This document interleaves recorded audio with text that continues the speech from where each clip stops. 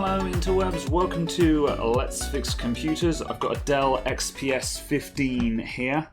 I'm not sure exactly which one it is. It's one of these. It really annoys me when brands, and Dell are really guilty of this, don't write the model number. They put like a product code, but not the actual model number. Whatever. It's a newish Dell XPS. I will try and look this up in post so I can actually have it in the title. In any case, we need to replace the keyboard on it. So I'm expecting to have to do a full strip down on this. So we're going to start on the bottom and get the bottom panel off. Those are going to be T5s or T6s. They are T5.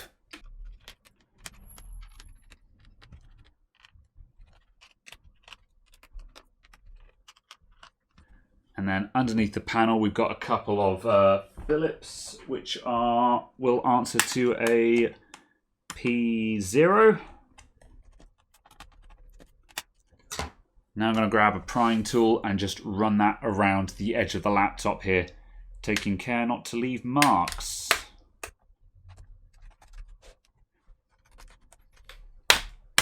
There we go. Oops, I've missed one up this end. This is why we always go slowly when we're opening things up. Just always give a slight probe, just pull up slightly and just see how it feels. If it feels like it's resisting, then just double check. Cool, right, we're in. So we've got to gut this thing out now. So the first thing I'm going to do is we're going to get this battery out. And these are now, I think we're on P0 for everything now.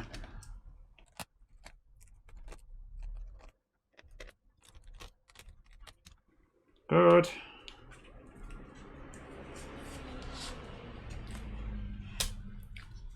Battery out.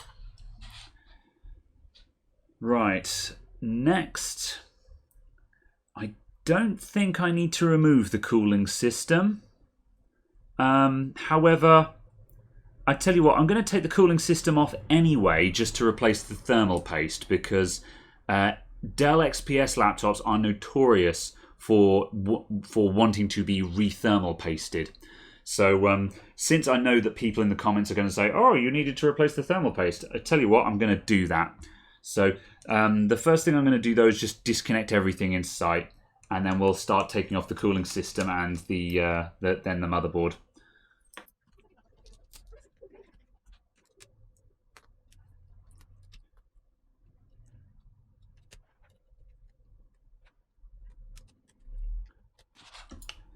This little speaker cable in the corner is giving me some trouble. I'm trying to get some slack by just undoing the wire from the wire management. There we go. Now I've got a little bit of slack. I can just give that a bit more of a pull. There we go. Just ease that out carefully.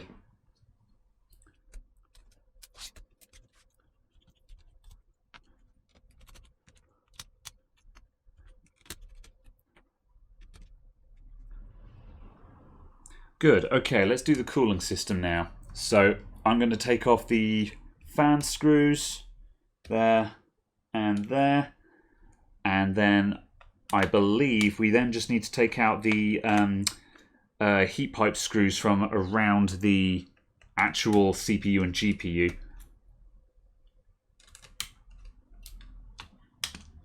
Aha, the fans can be removed.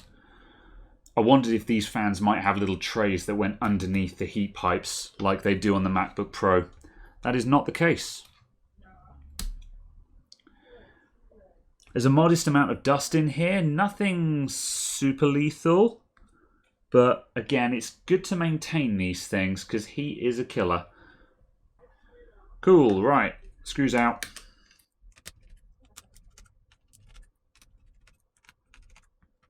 And now I'll give this just a little bit of a wobble just to break the thermal paste.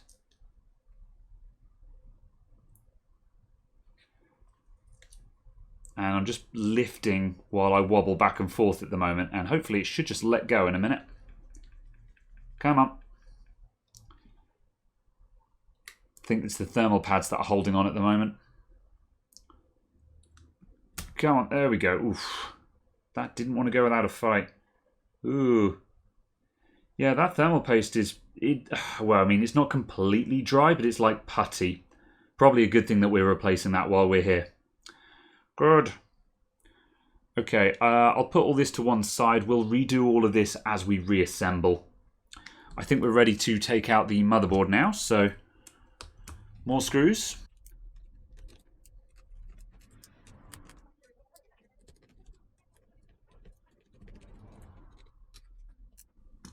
Okay. That's all the screws out except for this guy, who I think is just holding on this little small board here. So I don't think that needs to come out. I'm going to start lifting and just having a check. We're coming out, we're coming out, we're coming out. Just a little bit of double-sided action on the left-hand side there for the audio. Kind of interesting. Right, now the keyboard for this one should be fairly straightforward. None of this horrible riveted nonsense that we see on the MacBooks. I believe I've just got to take out all these screws and this guy's coming out. So let's disconnect the backlight and the keyboard ribbon and just make sure those are free. And now I'm just going to go around and remove all of these screws.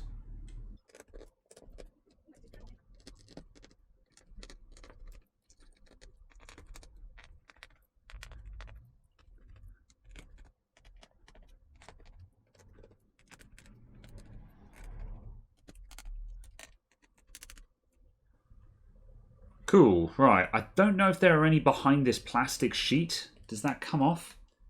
It might do, but probably not without a fight. I'm going to have a lift and see if this guy's ready to come out.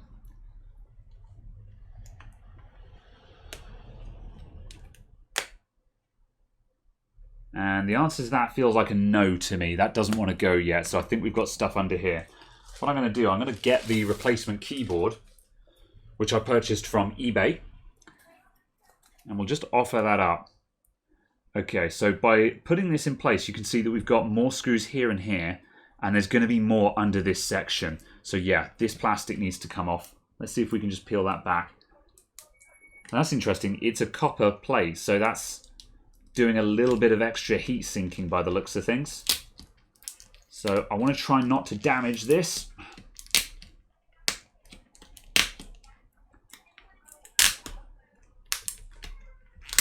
Ah, okay, that's the backlight from the old keyboard. That doesn't matter.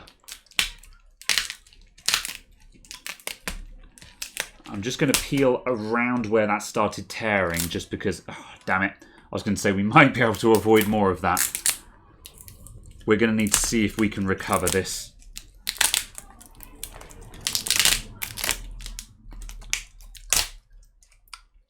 Fine, just rip it off. Doesn't matter now. So there's our backlight. You can see we've got LEDs all the way down there, and that just spreads through these diffusion layers. I didn't really want to muller the old one like this, but, you know, that's how it be. I would like to actually remove it, though. I'm just going to peel this all off, or as much of it as I can anyway. That's vexing. I can put that on with just the plastic there, and it's not really going to matter, but I would like to get more of that off. I'll come back to that in a sec. Let's get the rest of the keyboard out, and then we'll see what we can do with the with that cover. I might attack that with a bit of isopropyl alcohol to see if we can just weaken the stickiness enough to get it all out.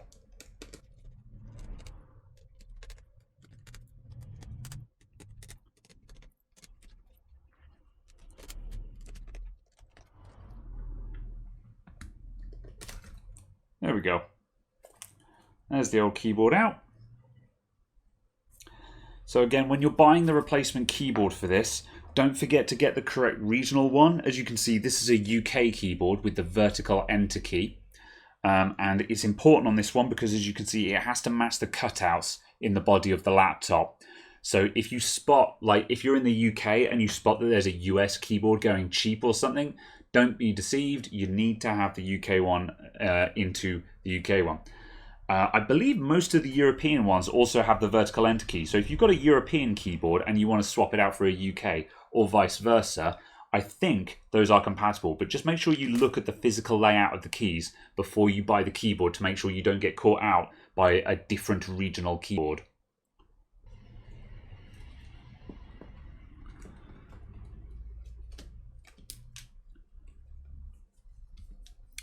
Cool, that guy's just dropped straight in.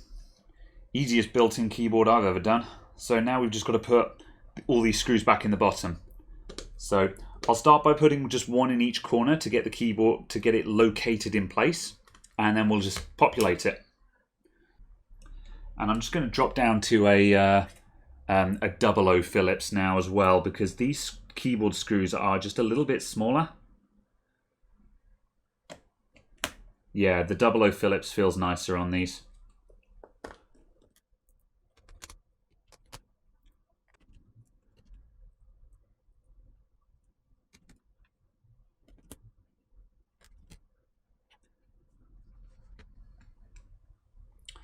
Done and done. Right. I'm going to just pause for a second, see what I can do about this, and just, yeah, see if I can figure this out. Well, I removed a bit more of this, but we're not going to get all of that off. We're going to be here all day. And if I try and use any kind of chemicals to do anything about it, I'm going to ruin the sticky back on this shield, and then it's not going to stick on anyway. So I can't really win with this, so I'm just going to put it back in as is with the limited stick we've got. So this is providing a little bit of extra heat sinking. I'm not sure if it's heat sinking the backlight on the keyboard or not. You would imagine that, because that's where the copper is facing. Or it might just be providing a bit of support from the back of the motherboard. I wouldn't have thought so there either. There's nothing on the back of the motherboard that looks like it's trying to sink any heat into this. But yeah, either way, I don't think it's something we've got to worry about too much. So we'll just stick this guy back in. So that went in that way around, I believe. It had to be that way around, because that's where the old backlight was. Ah, there we go. I see it matching in at the back there.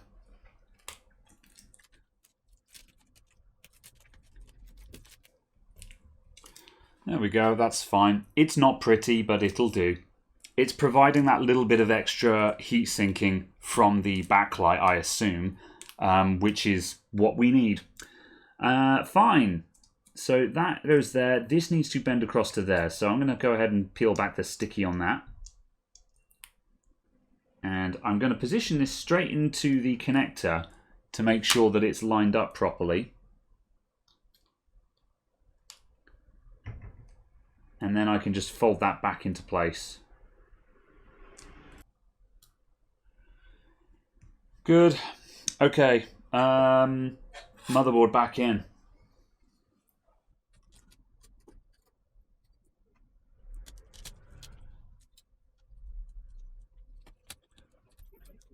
That's it now.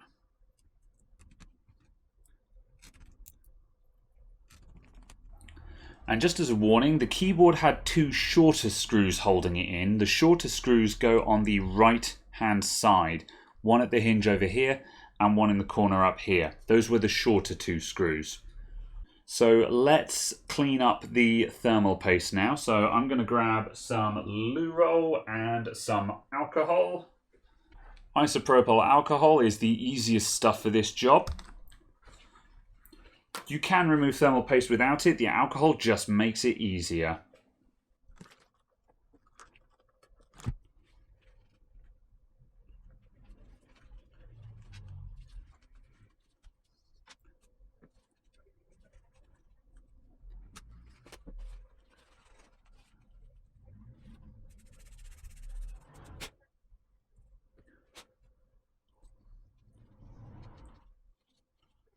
And I've just cleaned up the back of the heat pipes as well. So that's ready to go back on there-ish. So let's grab some new thermal paste. I'm putting on Arctic MX4, solid all-rounder. And we're just going to go... and... oh, has this one just run out? Yeah, that tube just ran out. Let me get another one. Oop, that'll do. That's plenty. That's plenty. There we go. We've got that in position. And now as we screw down these hold down screws, all of the thermal paste there is just going to go across the die. If you really want to, you can get a bit of card or something and spread it out. However, it doesn't really make a difference. By the time you've got the application pressure on there, it's all just going to smush in all directions anyway. Putting these in loosely at the moment just to get the threads engaged, and then we'll tighten them all down. There is an order on these. Whether it makes a difference or not is incredibly debatable. However, I'll follow the number order.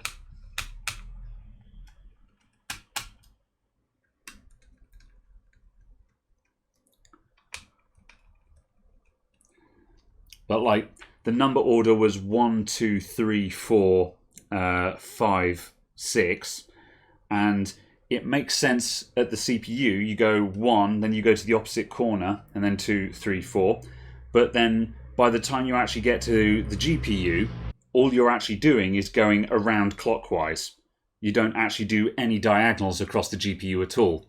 So if we're following the actual factory order, the way that it actually says you're supposed to do it, it's not actually achieving anything for the GPU anyway. So yeah, I've never really been too fussed by this, but it's up to you. It doesn't cost anything to follow the numbers.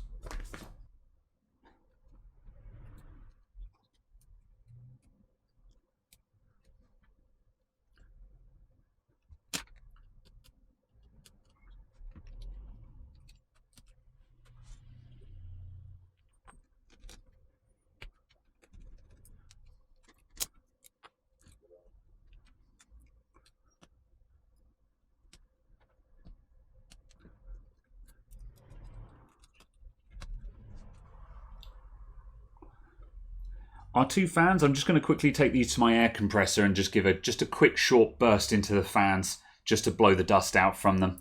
When I clean out fans with an air compressor, I just lightly press one finger against the rotor. So the rotor can still spin, but it just stops the air blast from just overspinning the rotor.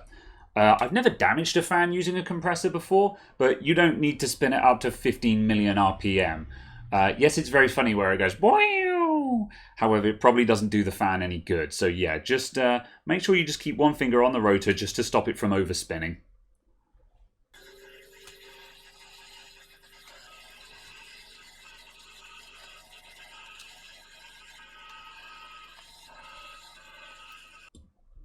There we go, that is all complete. Let's stick the back cover on.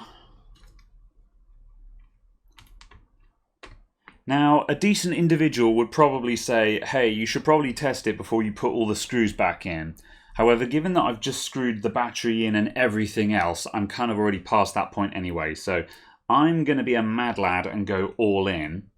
However, there is a lot of mileage in just putting in the bare essentials and then just plugging the laptop in and checking that the keyboard works before you put in literally every single screw. However, as aforementioned, I'm a mad lad, I'm going all in.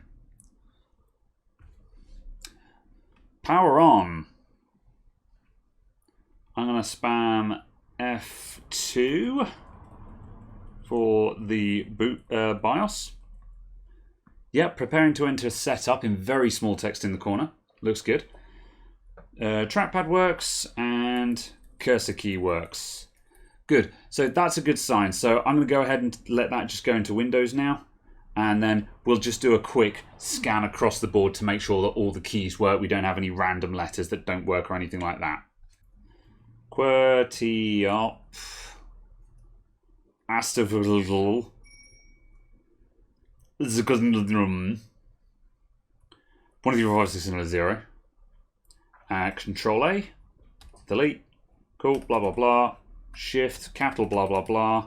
Control A, Control X, Control V. Caps lock. Non-caps lock. That's fine. We good. Right, that's it. Thank you very much for watching, everyone. I will see you all next time. Well, before I say, just want to point out, easiest high-end laptop keyboard replacement I've done. Like, as soon as you see a when a customer comes in with a laptop and says, I think the keyboard is broken, and you can see it's got an integrated keyboard like this, that's an immediate groan because you know you've got to tear the laptop apart. That was actually pretty painless. Yeah, good job, Dell. Thank you and goodbye.